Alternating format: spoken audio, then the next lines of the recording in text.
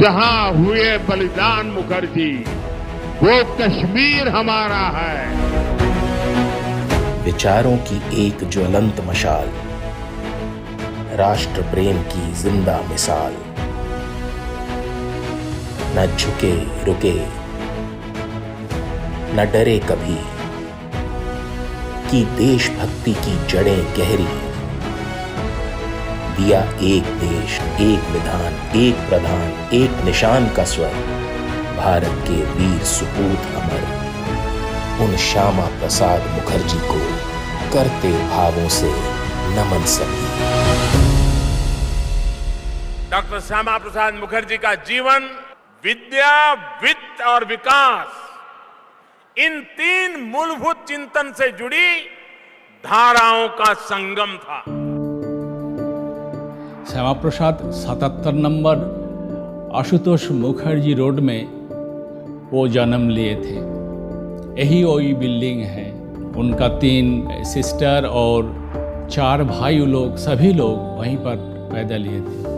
उनका पिताजी सर आशुतोष मुखर्जी कोलकाता विश्वविद्यालय के वाइस चांसलर थे, कलकत्ता हाई कोर्ट का जस्टिस भी थे। डॉक्टर श्यामा प्रसाद मुखर्जी ने साल 1917 में मैट्रिक की परीक्षा उत्तीर्ण की। इसके बाद 1921 में उन्होंने अंग्रेजी विषय में बीए की डिग्री हासिल की और वह भी प्रथम स्थान पर।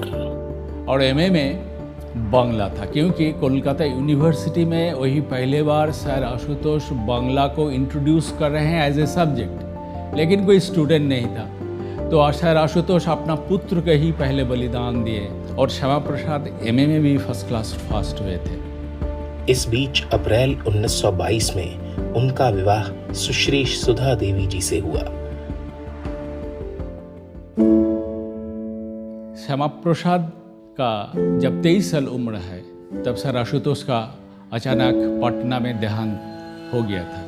श्यामा प्रसाद अपना डायरी में लिखे हैं, उसी दिन से मेरा जीवन का चलने का रास्ता बदल गया है। बहुत सारा परिवर्तन मेरा जिंदगी में आया है। 33 साल उम्र में श्यामा प्रसाद कोलकाता विश्वविद्यालय का वाइस चांसलर बन रहे हैं, ये एक आश्चर्य की बात है। लेकिन इसी वर्ष 1934 में उनकी धर्मपत्नी अपनी सांसारिक यात्रा पूर्ण कर उन्हें उनके 4 बच्चों के साथ सदा के लिए छोड़ गईं। डॉक्टर श्यामा प्रसाद मुखर्जी को गहरा सदमा लगा, लेकिन अपने पिता से विरासत में मिले शिक्षा के प्रति लगाव और शिक्षण के क्षेत्र में उनकी सेवा भावना से प्रेरित होकर डॉक्टर श्यामा प्रसाद जी ने इसी क्षेत्र में अपनी सेवाएं अर्पित की।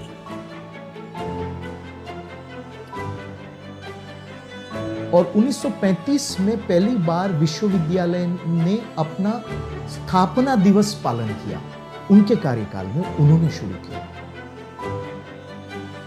मैथिली, हिंदी, गुजराती, तेलुगु, मराठी, आसामीज, तमिल, सबका चर्चा, सब में अध्ययन कलकत्ता विश्वविद्यालय में उनके कार्यकाल में उन्होंने प्रोत्साहित किया। डॉक्टर मुखर्जी ने अपना राजनीतिक सफर 1929 में बंगाल विधान परिषद के चुनाव से शुरू किया था। डॉक्टर मुखर्जी कोई मास पॉलिटिकल लीडर नहीं थे। उनके साथ जो लोग आए वो बंगाल के विद्वान लोग थे। देश को अपनी पहचान मिले, अपना मान मिले, इस राष्ट्रवादी विचारधारा को अपनाते हुए डॉक्टर मुखर्जी हिंदू महासभा में शामिल हो गए और 1940 से 1944 तक इसके कार्यवाहक अध्यक्ष रहे।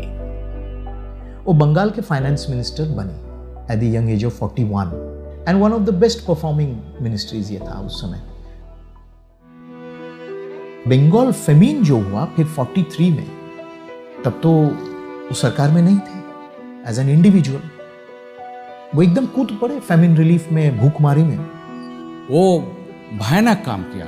हर गांव घूम घूम कर चावल बांटते थे, जाने माने लोग से मांग के पैसा इकट्ठा करते थे।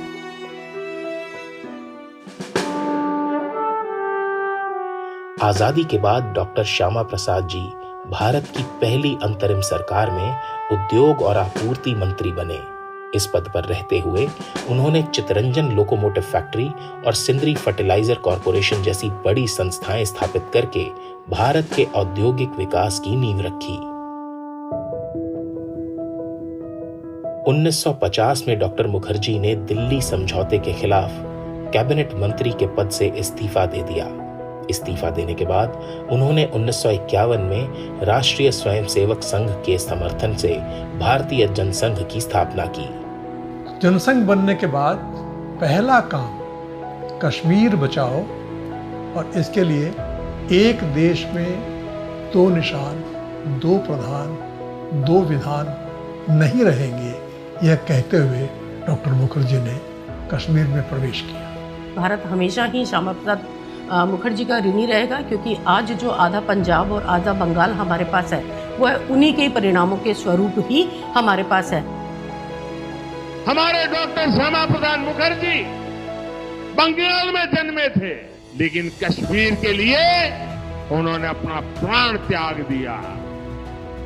1953 में उन्हें जम्मू कश्मीर में बिना परमिट प्रवेश करने के लिए गिरफ्तार कर लिया गया और 23 जून 1953 को हिरासत में रहते हुए ही उनकी दुखद मृत्यु हो गई।